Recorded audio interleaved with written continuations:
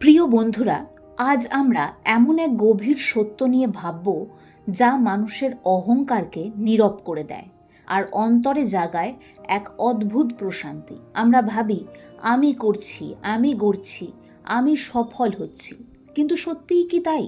শাস্ত্র বলে যা ঈশ্বর করেন তাঁর হাত ছাড়া জীবের কিছুই সাধ্য নয়।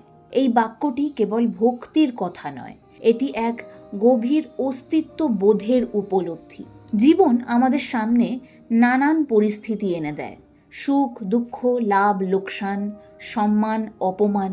আমরা প্রায়ই প্রশ্ন করি, কেন আমার সাথেই এমন হলো? কিন্তু যদি ভাবি প্রারব্ধ যখন আসে তখন তা এড়ানোর সাধ্য আমাদের নেই। যা উপস্থিত হয় তা কেবল আমাদের ইচ্ছায় নয়, ঈশ্বরের মহাপরিকল্পনার অংশ।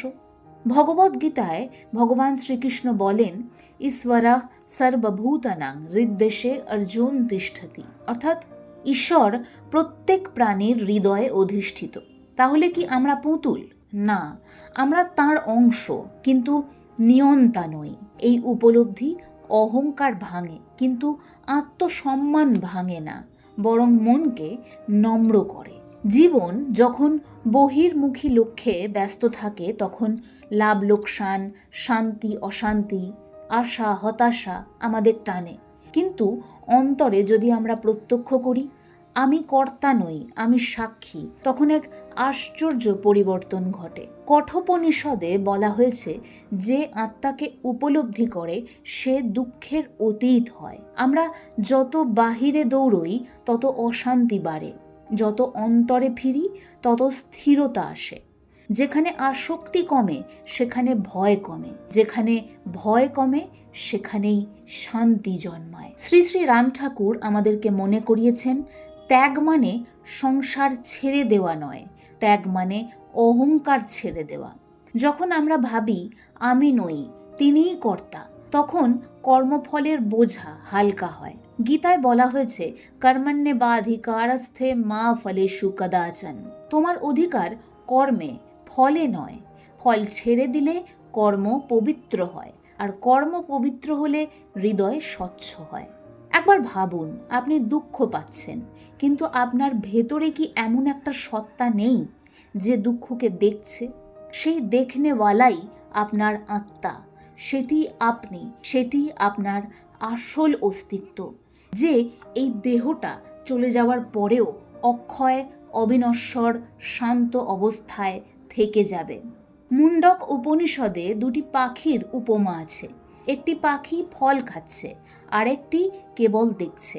আমরাই সেই দুই পাখি, একটি ভোগী মন আর একটি সাক্ষী আত্মা। যখন আমরা সাক্ষী সত্তায় প্রতিষ্ঠিত হই তখন প্রারব্ধের ঢেউ আমাদেরকে ডুবোতে পারে না।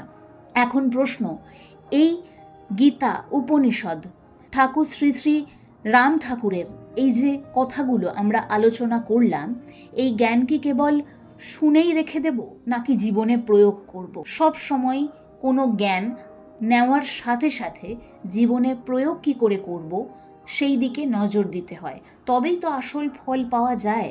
প্রথমত, প্রতিদিন সকালে 5 মিনিট নিজেকে স্মরণ করান, আজ আমি কর্তা নই, ঈশ্বর কর্তা, আমি তাঁর যন্ত্র।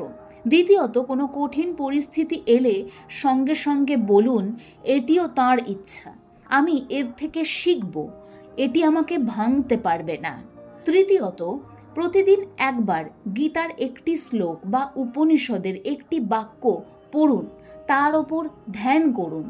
ধ্যানের অর্থ হচ্ছে কোনো একটি বিষয় সম্পর্কে দীর্ঘক্ষণ ধরে চিন্তা করা।